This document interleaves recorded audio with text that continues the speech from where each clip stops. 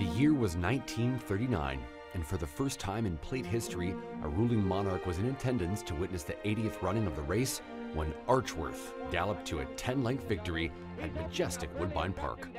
And he's opening up on this field. It's Archworth and nothing to it. It's come to the finish line. It's Archworth the winner by 10 lengths. King George VI bestowed 50 gold-plated sovereigns and a gold-plated trophy to George McCullough, publisher of the Globe and Mail and owner of the Mercury-footed colt he had bought for a mere $500 at a public auction of yearlings in 1937. With a wire-to-wire victory in the plate, trainer Mark Cowell's unorthodox and possibly punishing training schedule for the Worthmore sired colt silenced skeptics who had questioned his methods in the weeks leading up to the race. Acclaimed as Canada's champion 2-year-old with victories in the Mrs. Orpin's Cup and Saucer and Clarendon Stakes in 1938, Archworth dominated the racing scene in 1939, as he also captured the Prince of Wales and Breeders' Stakes, 20 years before this trio of races became an official event, the year of the next royal visit. The Chestnut Colt's King's Plate victory signaled an important rule change in plate eligibility. It was now open only to 3-year-olds. McCullough, publisher of the Globe and Mail, gained his love for horses in his boyhood, and he praised William H. Wright, the mining prospector and stock promoter from Barrie, who bred the Chestnut Colt.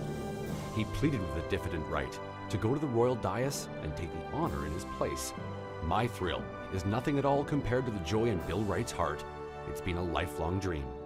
Archworth's victory delighted the royal party as His Majesty, an owner breeder himself, rarely took his binoculars off the colt during the race. Never have I seen a horse go out and take such a long lead and hold it, observed Queen Elizabeth. Archworth was never able to reclaim the fame he enjoyed in 1939 when he was retired at age 5 to stud at Wright's Farm in Barrie. Archworth had won 15 times and was second or third in 16 other races.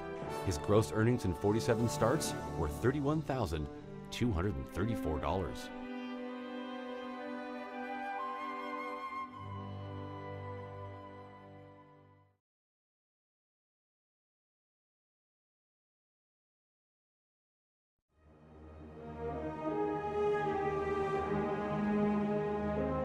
In 1870, E. King Dodds, a prominent Toronto politician with a proclivity for horse racing, founded the Canadian Sportsman.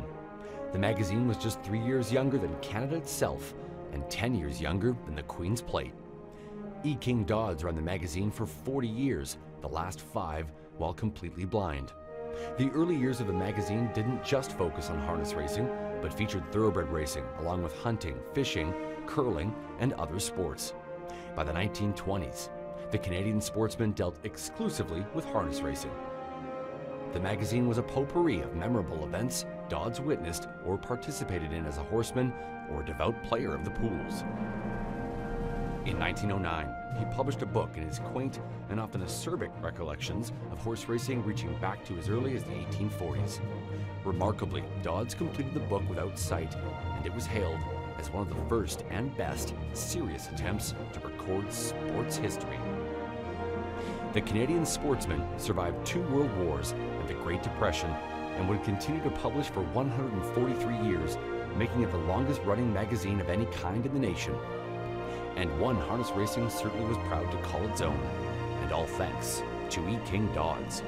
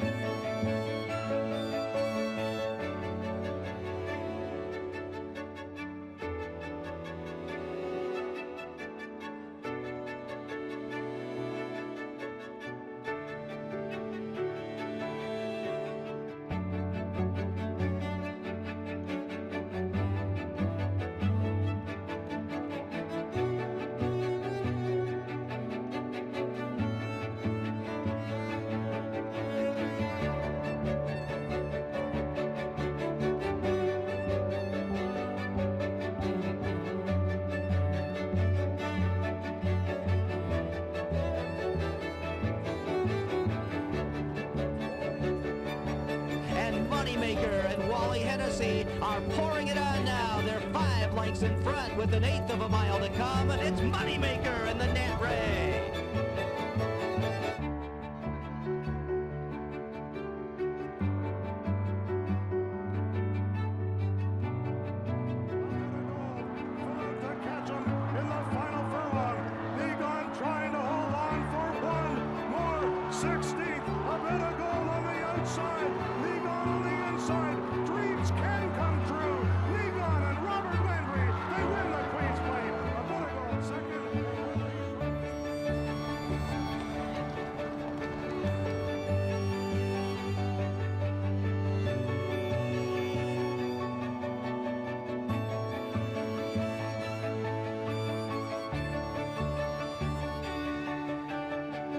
I have great faith in this horse. He has been very consistent. He has run always very well, and he's honest, and he has a big heart.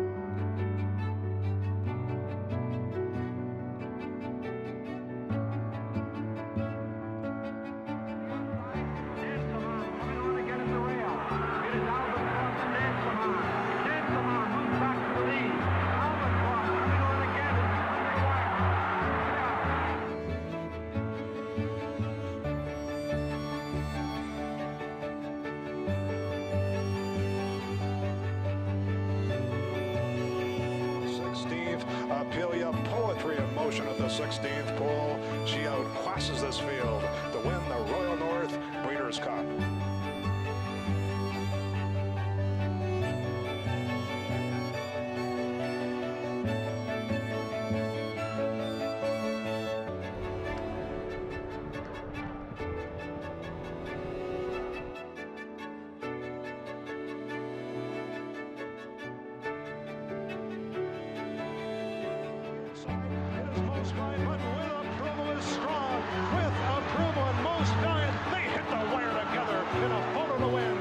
Queen's Plate.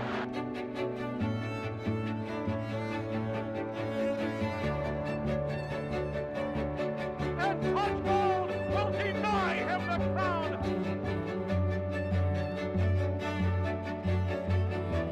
Green Fairy Eternal takes over and brings this classy group of distaffers into the final 1/8 of a mile. Green Fairy Eternal to win the Milton Stakes final in first over fashion.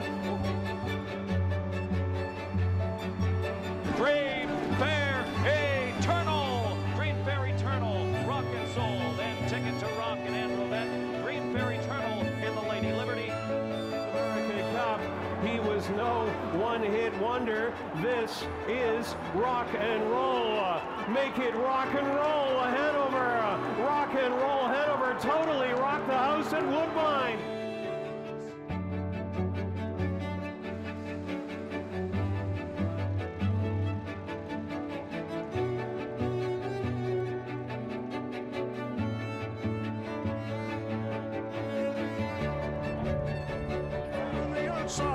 Final furlong. It is all Wando, sharp, strong, and a dominating winner of the Queen's Plate. Wando, simply spectacular.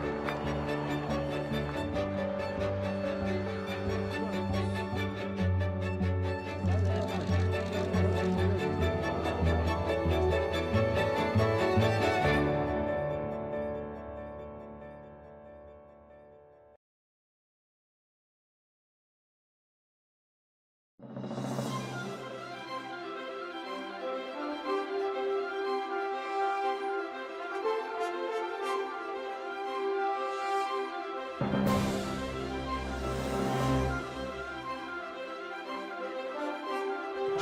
Gold, and here is a Canadian champion. Trained by Siddharth, and what a day.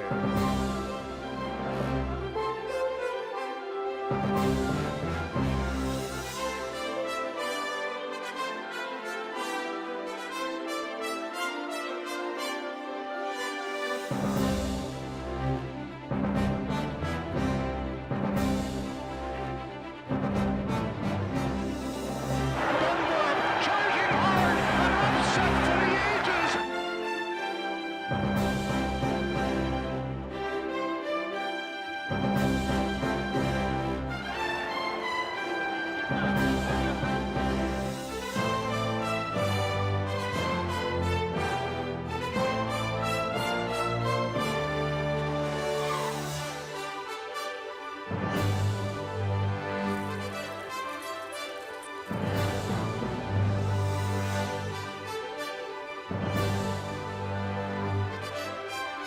And the Colts come into the stretch for Cup 28, and it's up for credit for Jameson to win by a length.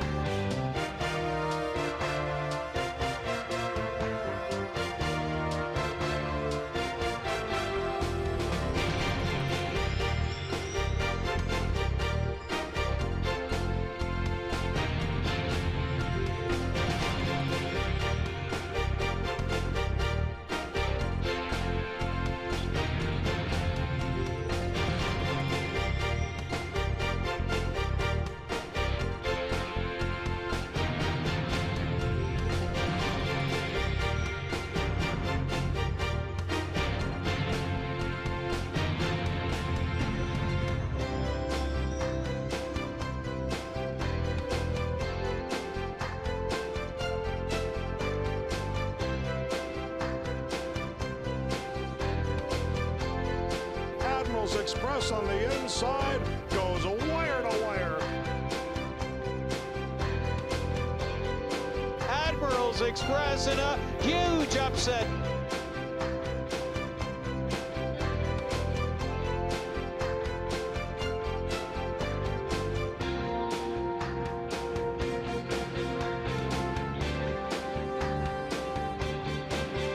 Eternal Cam Nation becomes the richest pacing mare in world history.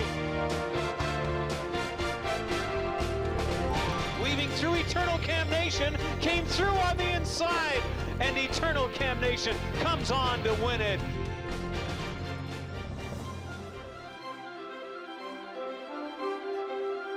It's Niagara, just in passing.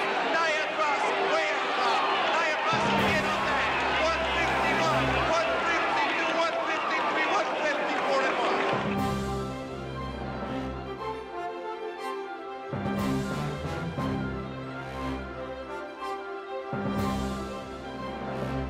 Less than an eighth of a mile to go. It's Niagara with the lead. It's Niagara winning the Little Brown Jug.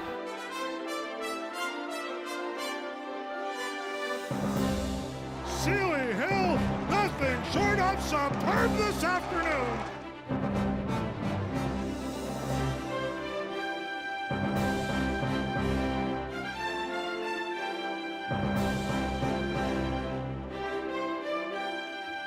Sealy Hill running away and hiding on them in the Wonderwear.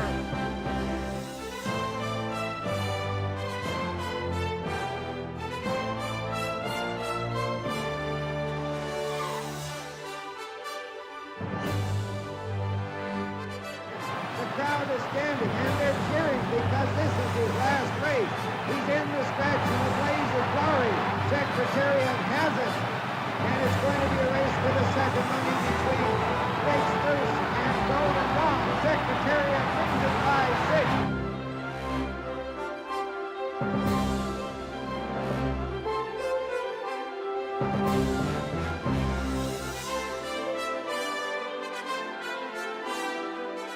But it's soaring free, a scintillating score in the auto run.